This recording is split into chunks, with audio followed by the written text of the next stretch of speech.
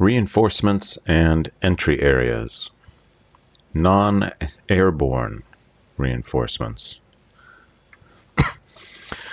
Non-airborne reinforcements are placed in their entry area, listed on their counter, at the start of the owning player's movement phase. They may enter the map with their full movement allowance through the entry area by paying the terrain cost of the first hex entered. Reinforcements may enter the map by moving into an enemy zone of control, but must stop and move no further.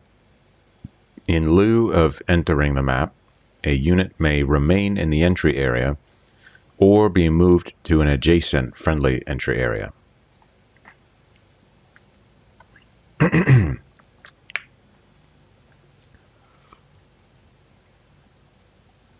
Friendly entry areas. Allied entry areas. Entry areas M, N, and O are always friendly to the allied player. Entry areas A and L become friendly on turn 7. Turn 7, so it's 3 turns per day, so that's like day 3. German entry areas. Entry areas B through K are always friendly to the German player. Entry areas A and L are only friendly from turns 1 to 6. On turn 7, they become Allied controlled, and any German units still in those entry areas at the start of turn 7 are displaced to the adjacent German entry area. This causes disruption if in good order, and full retreat if already disrupted. Entry areas in general. Friendly entry areas may be entered during movement, retreat, or advance after combat. During the movement phase, the cost to enter an entry area is 1 movement point. Upon entering an entry area, the unit must stop and may not exit until a later friendly movement phase.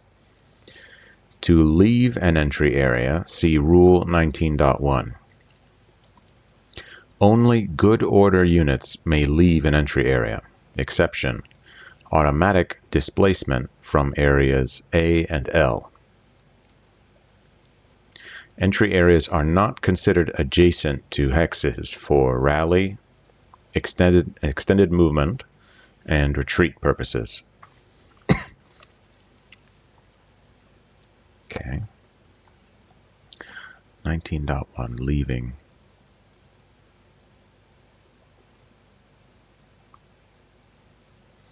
Okay, so you can leave the entry area to an adjacent friendly entry area, but you can't just, like, leave all of the entry areas entirely.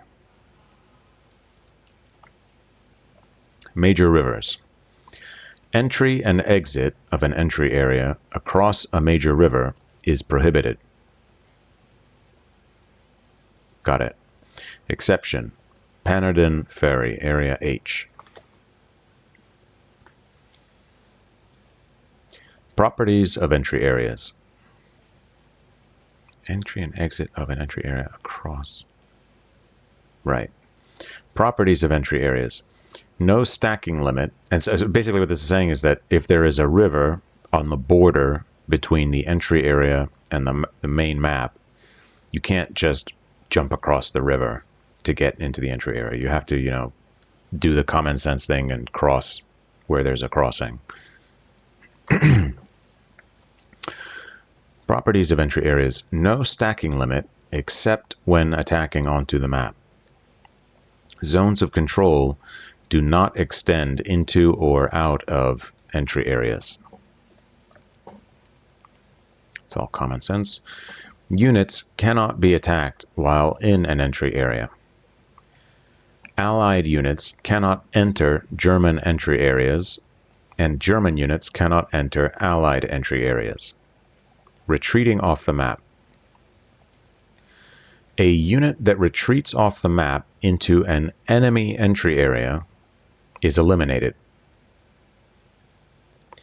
A unit that retreats off the map into a friendly entry area is placed in that entry area and marked as disrupted or full retreat as appropriate. A disrupted or full retreat unit may not re-enter the map until it has returned to good order. Movement between entry areas. A unit that starts its move in an entry area may move to an adjacent entry area at the cost of its entire movement allowance. The two entry areas must actually touch. If there is a gap between two entry areas, as between H and I, then no movement is allowed between those. Units that move to an adjacent entry area may not attack onto the map in that turn's combat phase. Use a spent marker if necessary. There is no limit to the number of units that may move between adjacent areas. Okay.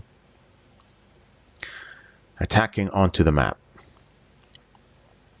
Units in an entry area can attack onto the map during the friendly combat phase if enemy units are adjacent to the entry area.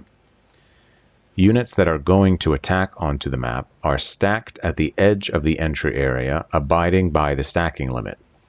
Assume hexes extend into the entry areas for this purpose. They may attack from there, and if successful in eliminating or retreating the enemy units, may advance onto the map through the hex side they attacked from, but are not required to do so.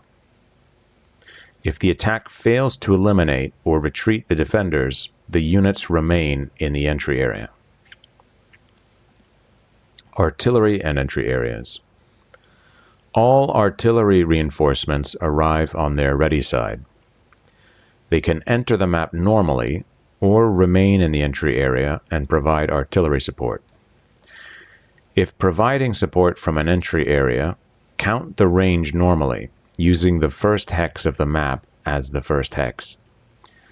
An artillery unit does not have to be in any certain off-map hex. It is assumed to be in the most advantageous position for the owning player. Example: the German artillery unit C can support either attack A or B. It has a range of 5, and you start counting from here. So that would be 1, 2, 3, and this is just 1. Got it.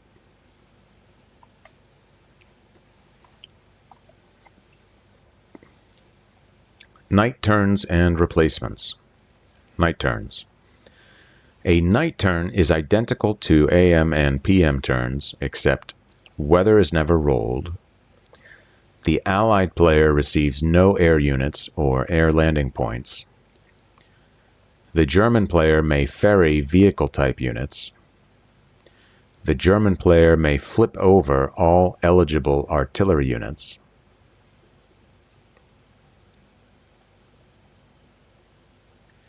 Replacements are received starting on turn 8. Note, airborne returnees are special replacements that arrive starting on turn 2. Optional rule: isolation attrition occurs. Note, night turns represent 12 hours, the period between 6 p.m. and 6 a.m. The AM and PM turns represent 6 hours each. So that's interesting because I'm playing Decisive Campaigns Ardennes at the same time as this, as I'm reading through this. And you need to use the night turns to rest. So it's interesting that that is not the case in this system. That seems like a significant difference. Replacements. Night turns only. Replacements are received only on night turns, starting on turn 8, and are allocated during the owning player's movement phase. Each replacement can restore a reduced unit 1 step, or bring a unit out of the eliminated units box on its lowest step. Replacements may not be saved, and those not used are forfeited. I see. So maybe this is the way that they're abstractly representing resting. Night turns only. I don't know. Maybe this is representing like a night convoy, bringing up replacements. Replacement rates. German. 2 infantry type replacements per night turn. 1 from the west edge of the map, entry areas B or C, and 1 from the north or east edges of the map, entry areas F, G, H, or I. British. 1 replacement of any type except airborne per night turn coming from entry area N. Okay.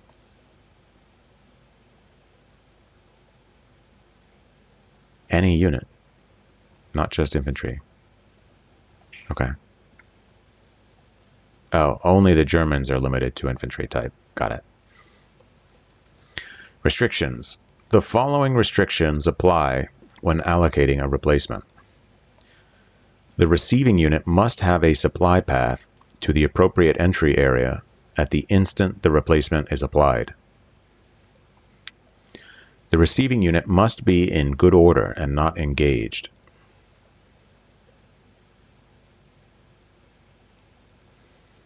It does not matter if it is adjacent to an enemy unit. Got it. Once an allied unit is eliminated, it may not receive a replacement unless it is an engineer or bridging unit. Okay, that seems like a significant difference.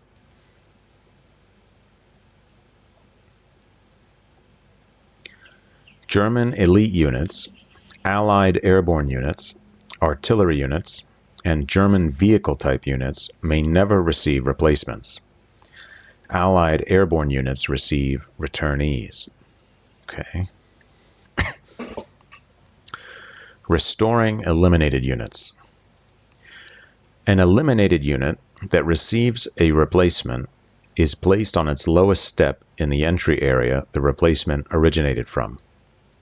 Alternatively, it can be placed in any friendly city hex with a supply path to the entry area that provided the replacement. Okay.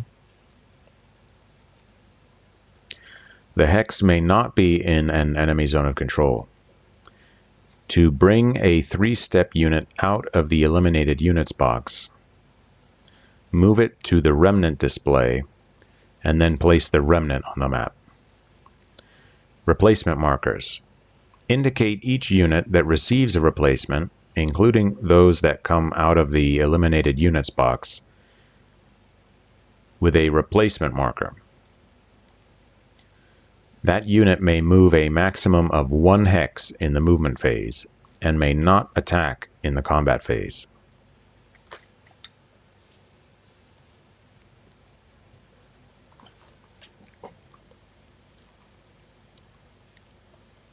Engineer units may not use their special abilities on the turn they are replaced.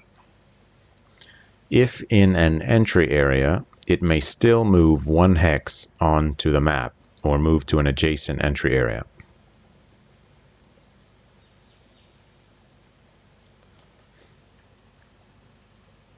The replacement marker is removed in the recovery phase.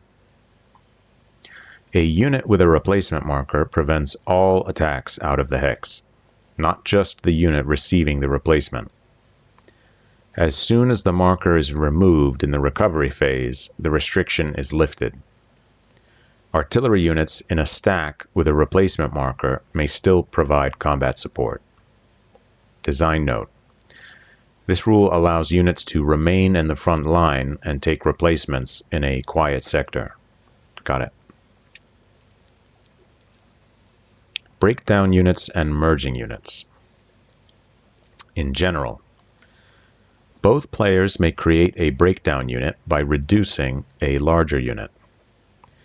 Breakdown units are normal 1-step units in all respects. When eliminated, they are returned to the breakdown units display and may be reused.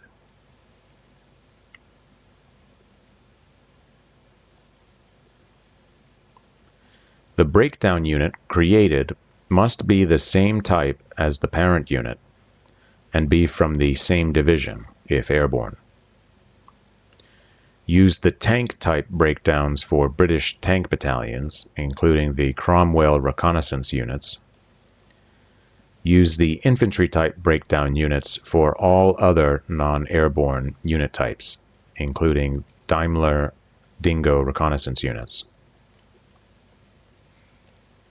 If the parent unit is mechanized, use the mechanized side of the breakdown counter. If the parent unit is non-mechanized, use the non-mechanized side. Okay. So BD, I guess, stands for breakdown. Procedure.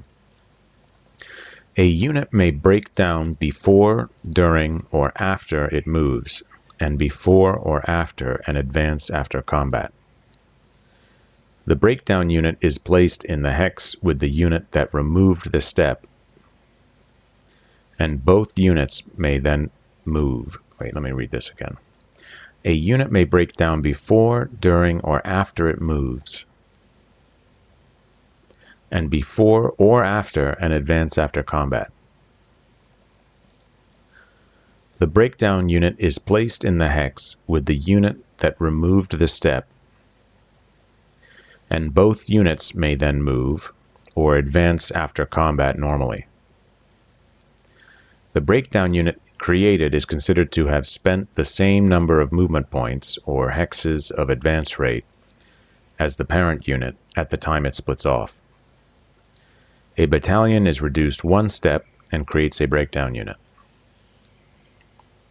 So this is a battalion, 1st Battalion, 501st Regiment, and it's the 101st Airborne Division. So this is, I guess, the step loss version, the reduced side of the counter. So it's like you take a step loss and you get this extra counter. Got it. And interestingly, the combat power, both in attack and defenses, seems to be the same as the combined unit. So you're not taking a penalty that way. Breakdown restrictions. The following restrictions apply. Breakdown may only occur during a friendly turn, never during the enemy player turn. Units scattered, disrupted, or in full retreat may not break down. An airborne breakdown unit created must be from the same division as the parent unit. The number of breakdown units that may be created is strictly limited to the existing counter mix. Okay, that's a very important restriction. The breakdown units are considered part of the formation they were created from. This may require bookkeeping. Okay. Note: supply, enemy zones of control, extended movement, and engaged markers have no effect on the ability to break down. Okay. Got it. Part of the formation. Okay, so that means, like, in this case, it's the formation it's a part of is this. It's the 101st Airborne Division, this black icon. That's the formation indicator. So this breakdown unit is considered part, and so that for something like this, which is more generic, it doesn't show a particular formation. So you have to remember which formation it came from. Got it. Rebuilding with breakdown units. Rebuilding can occur during the movement phase at the instant the two units have completed their movement. Supply status and enemy zones of control have no effect on rebuilding. If the breakdown unit is engaged, disrupted, or in full retreat, then the unit that receives the step also receives that status. The breakdown unit is returned to the display, and the parent unit is increased one step. A unit that absorbs a breakdown unit can still attack in the combat phase if in good order.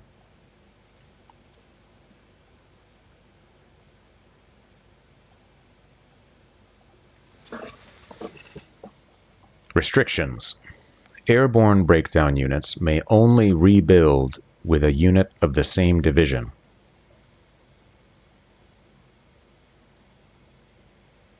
It doesn't matter if it is the same regiment or battalion. All other breakdown units may only rebuild with the parent unit or provide a step for merging. Play note. When a breakdown unit joins a battalion, the battalion is increased one step, and the breakdown unit is immediately available to be used again.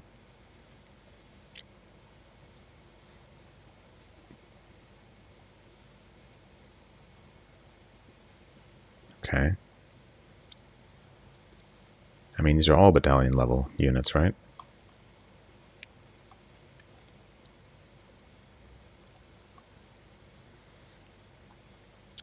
Merging units. Only the German player may merge units. An infantry type unit may be reduced one step to restore a different infantry type unit one step. Vehicle units may not merge, but motorized infantry or Panzergrenadier units may. This action can occur at any time during a friendly movement phase, if the following conditions are met. Both units are from the same formation. Both units have completed their movement and are stacked together. The unit that is reduced has the same or better morale rating than the unit it will restore. Play note. A non-motorized infantry step may merge with a reduced motorized infantry or Panzergrenadier unit.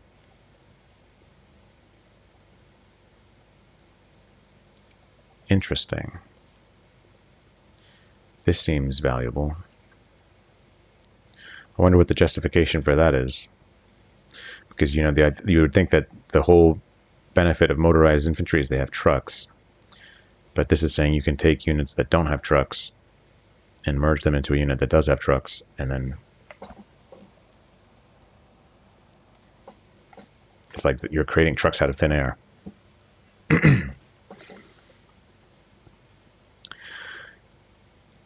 If the conditions are met, one unit is removed or reduced, and the other unit is increased one step.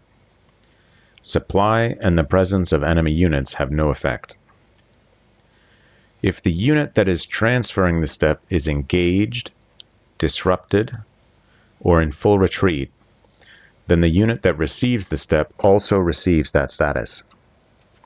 As long as the receiving unit is not or does not become disrupted or in full retreat, it can still attack in the upcoming combat phase. Example of merging. So you've got this reduced infantry Kampf group and this regiment.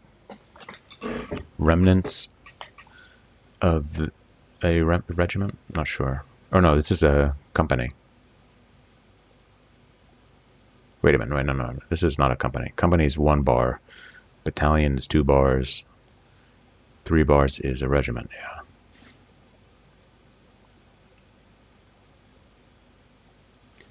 So this is one step unit, and you're combined into the Kampf group. Okay.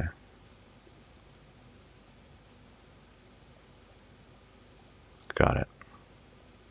Okay. I get it. Airborne landings. The air landing phase. This phase only occurs during the Allied player turn, and is when airborne units arrive into play. Units are placed on their appropriate drop hex, and the owning player rolls on the air landing table to determine the effects of the landing. Once per day. Air landings may be conducted only once per day, during an AM turn or a PM turn in which the weather is clear or cloudy, never at night. So if the Allied player lands units in the AM turn, he may not land units in the PM turn. That's interesting. So it seems like you might be gambling. If you get cloudy weather, you can gamble to wait to see if the weather clears up. The British Glider Pilot Regiment. The 2 battalions of the British Glider Pilot Regiment automatically arrive during the air landing phase of Turn 2 at the 1st Airborne Division's supply head without a die roll. They may move normally that turn. Design note: the pilots actually land on Turn 1, but take 1 turn to form up. The drop hex. Leeway. Where an airborne unit is placed is determined by the drop hex code printed on its counter. These codes correspond to drop hex codes printed on the map. The degree of leeway to this drop hex is determined by the turn. Turn 1. Units must land on their drop hex. If 2 hexes have the same code, then units may be placed in either hex.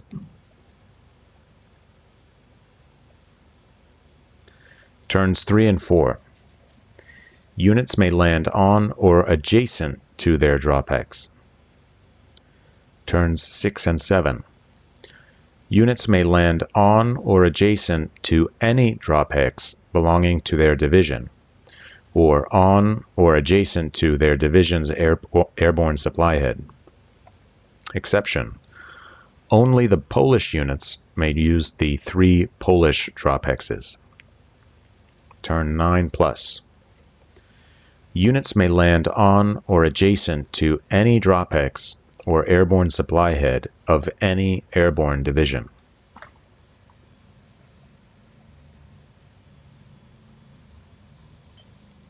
Okay, got it. Delayed landings. The Allied player is never forced to land airborne reinforcements. He may delay them as long as he wishes. Units that are delayed use the leeway of their new date. Drop hex restrictions. Terrain.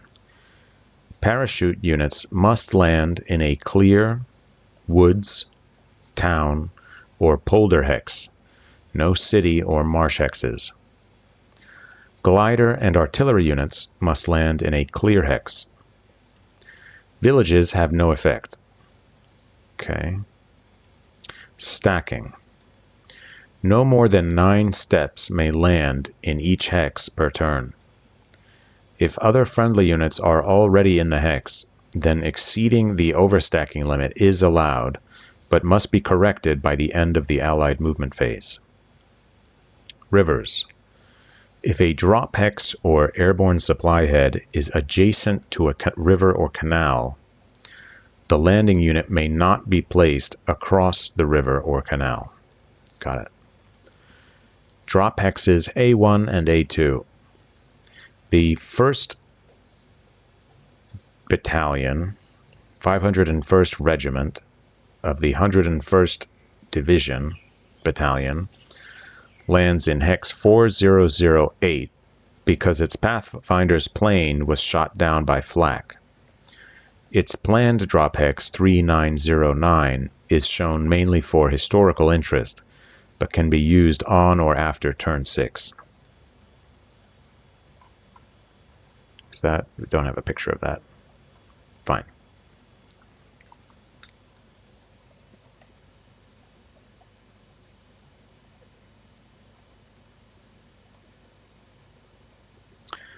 The air landing table. Procedure. On turn 1, roll only 1 die per hex.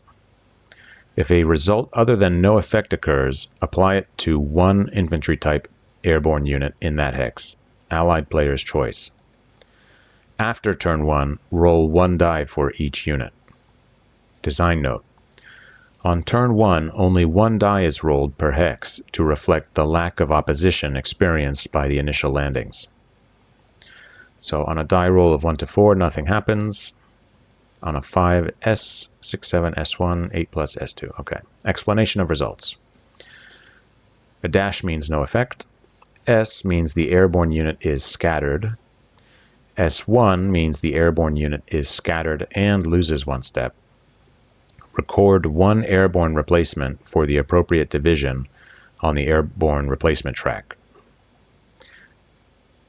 These may be used to restore reduced airborne units. Okay. Record one airborne replacement. What does that mean? Oh, I think okay. I think, right. That means that you can get a replacement in a future turn. S2, the airborne unit is scattered and loses 2 steps.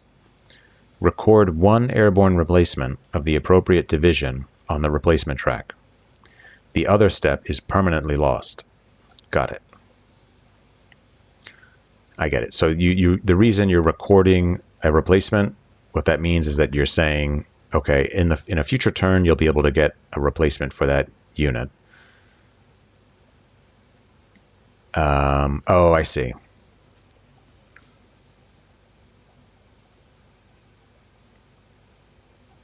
Right, okay. So what that means is that those units are not killed.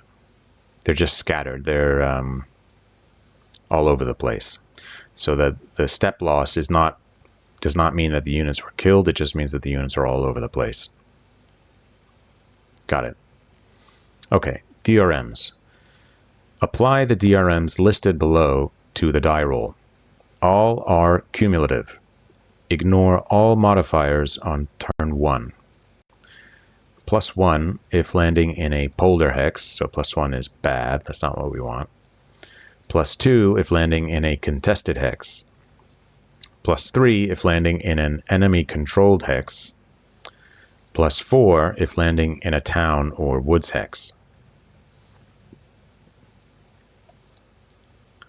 Contested.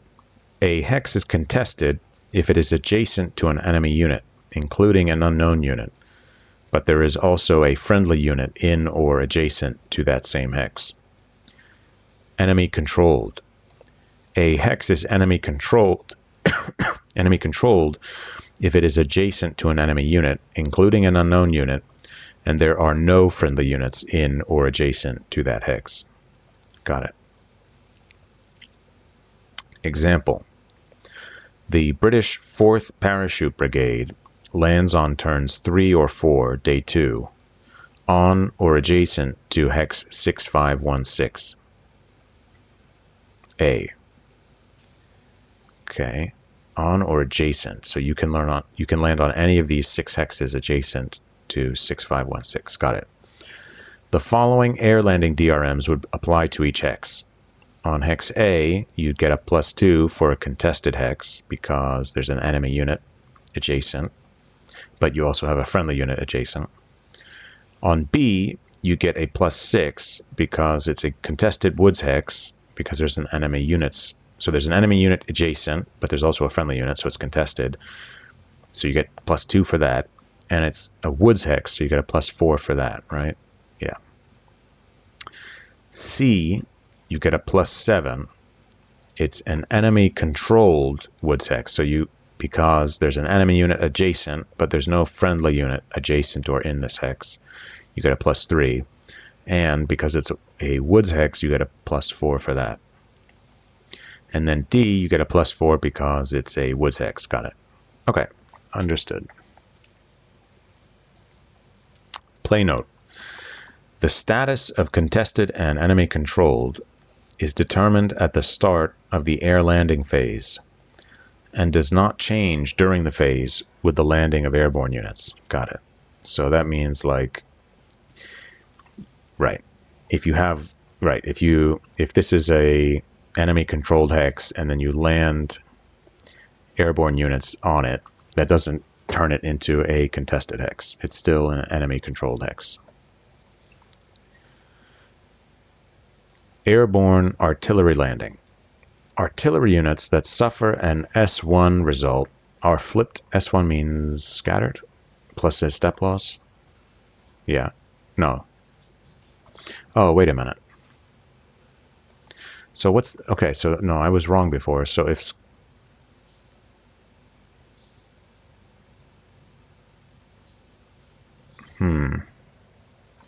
Maybe it's like a more serious scattering. What's the difference between a normal scattered and a scattered that causes a step loss? I'm not sure about that.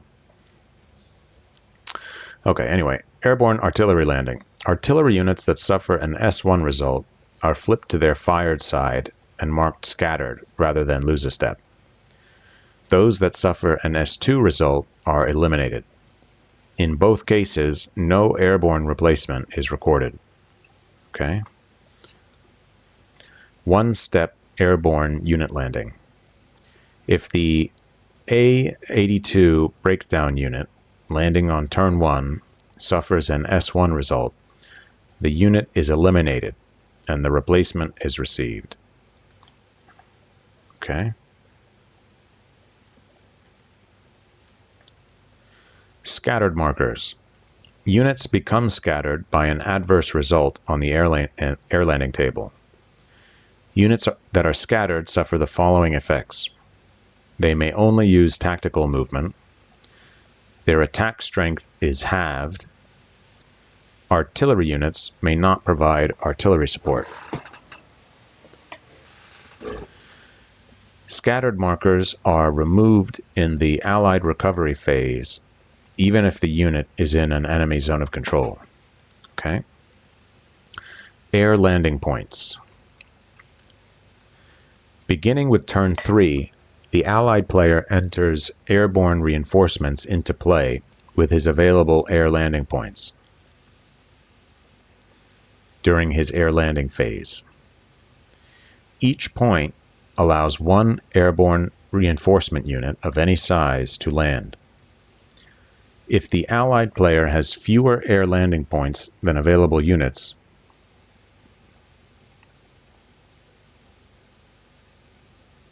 he may choose which units to land. If an airborne unit does not arrive on its turn of arrival, it may land on a following day. Air landing points may not be accumulated. They must be used on that turn or lost. Okay. Fewer air landing points than available units. Got it. The Polish Airborne Brigade. Restrictions. Polish airborne units may only land on clear turns, and they may not land until all turn 3 units have landed. They may land on the same turn. They may land on the same turn as those units land. Okay. Polish airborne drop hexes. These 3 drop hexes may only be used by Polish airborne units. Note that the Poles belong to the 1st Airborne Division, and so may also land at their drop hexes. See leeway. Okay.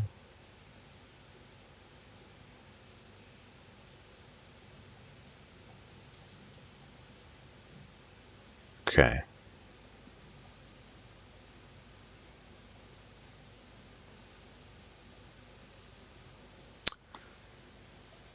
Where do I want to stop?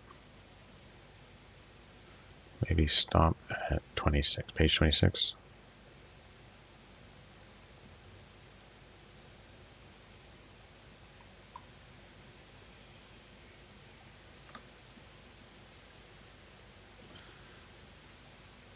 Landing on enemy units.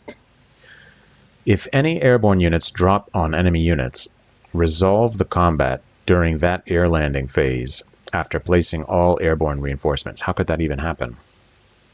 I don't understand how that could happen.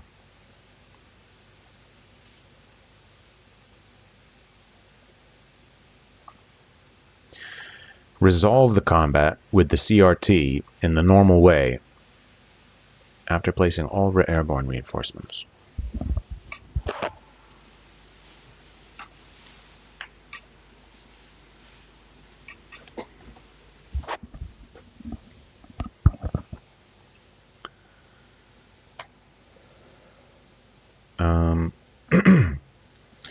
Resolve the combat with the CRT in the normal way, except the attacker, the airborne units, is halved, and the defender is doubled.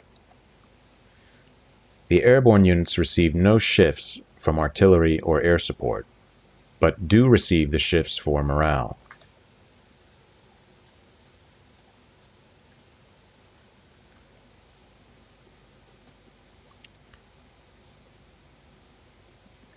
If the attacker does not eliminate or force the defender to retreat, then all airborne units landing in that hex are eliminated. If the attack succeeds, the airborne units must still roll on the air landing table per normal rules. Airborne units must abide by the stacking limit when they land on enemy units. Count friendly units only. Oh, I think what that means is here in this example, well, actually let's look at the enemy controlled.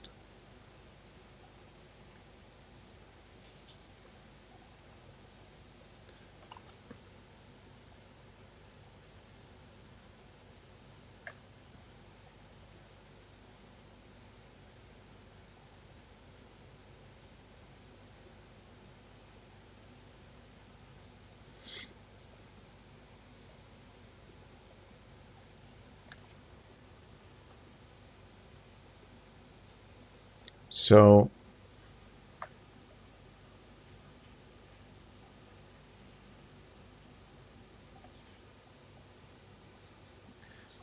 is that saying you're allowed to drop directly onto an enemy unit? Like I could drop onto this hex? I mean, that I would imagine that's considered enemy controlled, even though the text doesn't explicitly. I mean, if you were being strict about this, it's not really adjacent to an enemy unit. I guess it's adjacent to this unit, but it's not.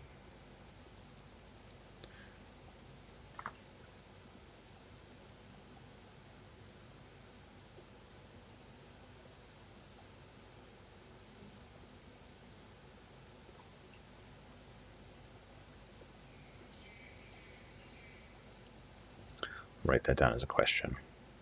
Oops.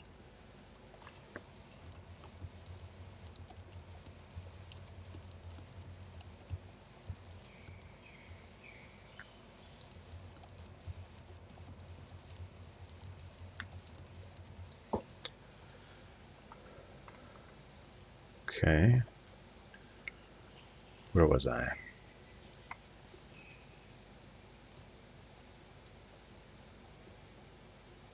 Okay.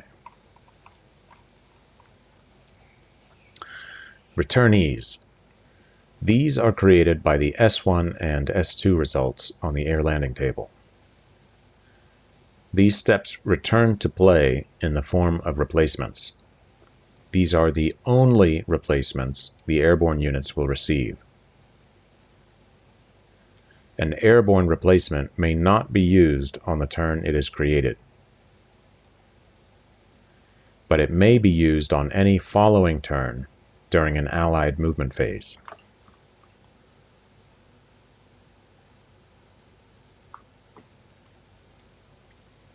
An airborne unit can receive a replacement under the following restrictions.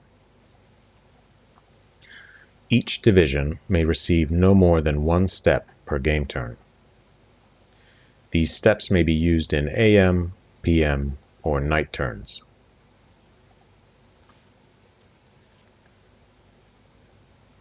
The airborne unit must be in good order, not engaged, and have a supply path to its supply head. Okay.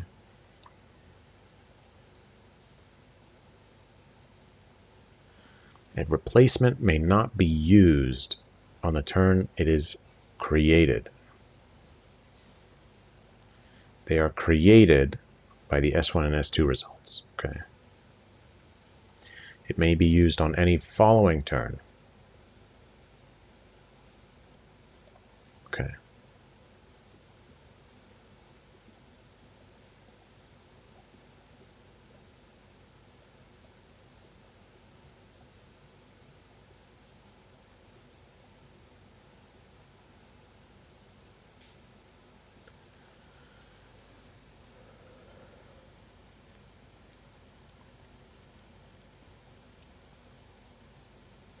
The airborne supply head must be in good order and not engaged.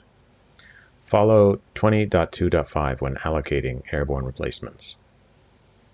Created and used. So I think that means that you put them on the replacement track and then you can spend them to increase the step count of a unit that's already on the map. Something like that.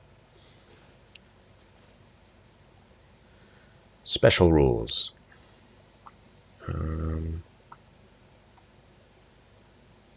Yeah. About time. Turn 1 special rules. Allied turn. The game starts on the Allied air landing phase with clear weather.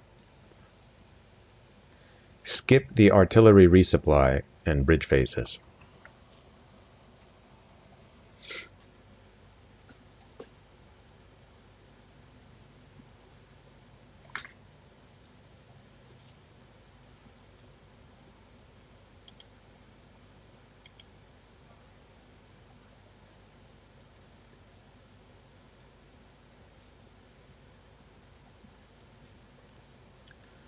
Surprise effects. To account for the complete surprise achieved by the airborne landings, the following rules are in effect on turn 1. Roll once for each airborne stack instead of once for each airborne unit when using the air landing table. Ignore all DRMs on the air landing table. Apply a -1 DRM to all bridge blowing attempts. German units, including turn 1 reinforcements, may only use tactical movement, even units in full retreat.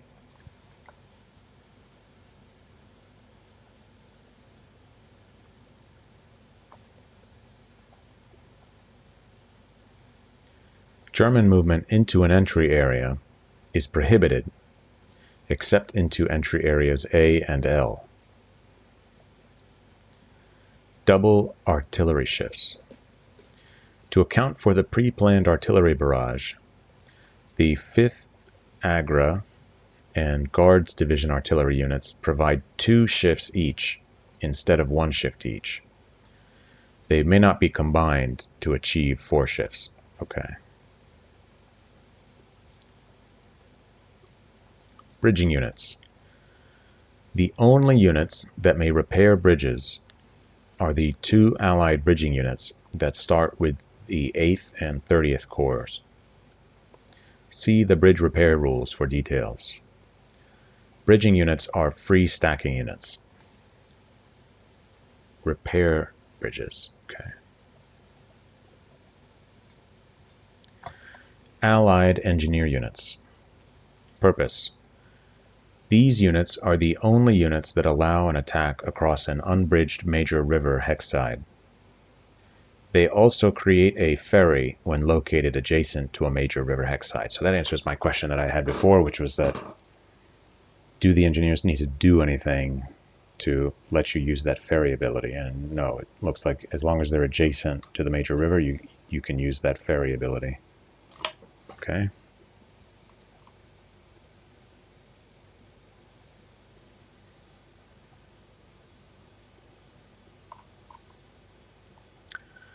Major river assaults.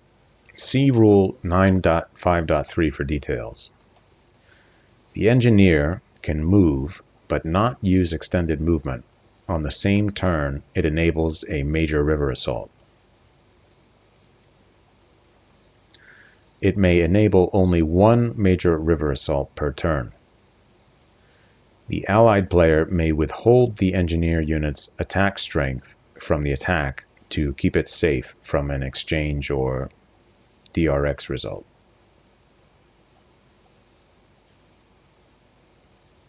I think DRX is defender retreats with an exchange. Creating a ferry. Engineer units can also serve as a ferry across any one adjacent major river hexside. This type of ferry has a capacity of 6 steps per turn. one of which may be a vehicle type step. The engineer unit can move to the major river hexside and create the ferry all in the same movement phase. It cannot do this if it uses extended movement. An engineer unit may cross a major river at any hexside using tactical movement. The following restrictions apply to creating a ferry.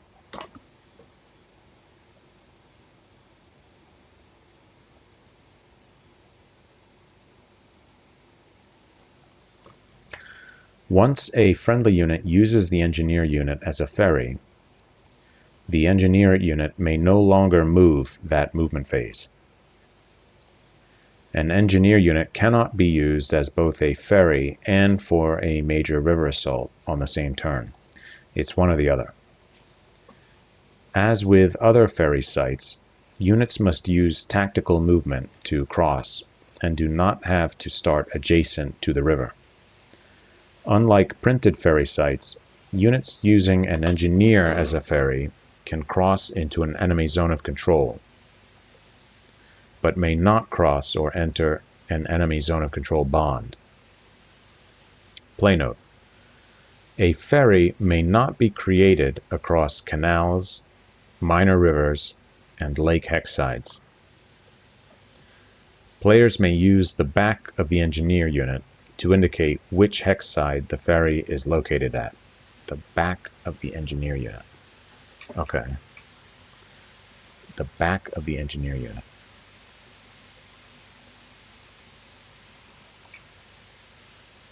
They use the back of the engineer unit. What does that mean? Do they mean the orientation of the counter?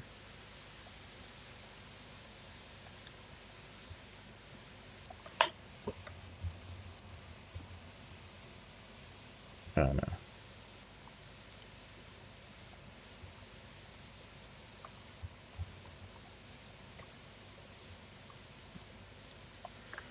Supply. An engineer unit that is adjacent to a major river hexside is considered a usable ferry site for the tracing of an overland supply path in the same way as a printed ferry.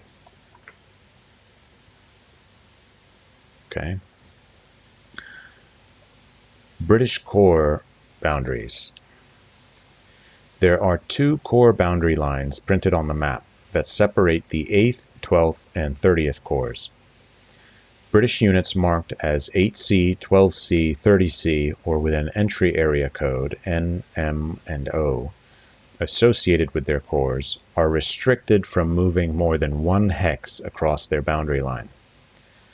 They may attack German units while operating in that one hex overlap zone, including German units that are 2 hexes away from the boundary line. If units ever move, advance, or retreat more than 2 hexes across their boundary, they are immediately marked and suffer full retreat status, and may not recover until they return to their side of the core boundary line. All British reinforcements and 8C, 12C, 30C units that move north of the boundary line, the 2000 hex row, may move as they please as long as they are north of this hex row. They may not, however, wrap around and then back down the boundary line. The boundaries have no effect on German units. These boundary restrictions are only in effect turns 1 through 6. The German 406th Division. The 82nd Airborne Leadership was very concerned about how many German troops would attack them, and how fast from the German border. The following rule recreates that uncertainty. The 5 units marked 406 enter on entry area I, but have their turn of arrival determined by a die roll. At the start of each German movement phase, starting on turn 1, roll 1 die for each unit. If the die roll is 1 or 2, that unit arrives that turn.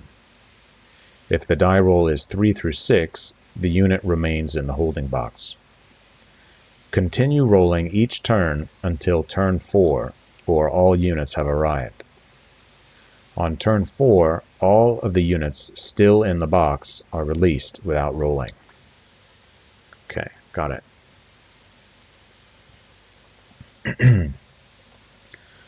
The teal and what? Comma S Hertogenbosch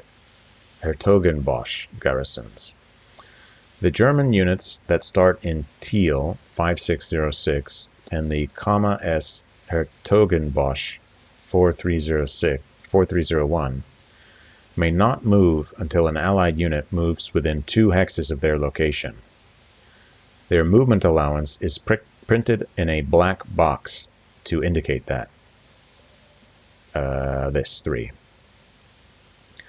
Once released, they may move normally. Note, no SS units are garrisons.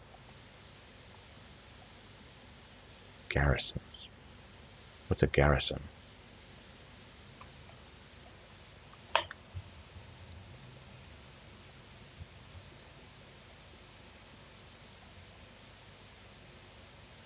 Oh, that's one of the hidden units.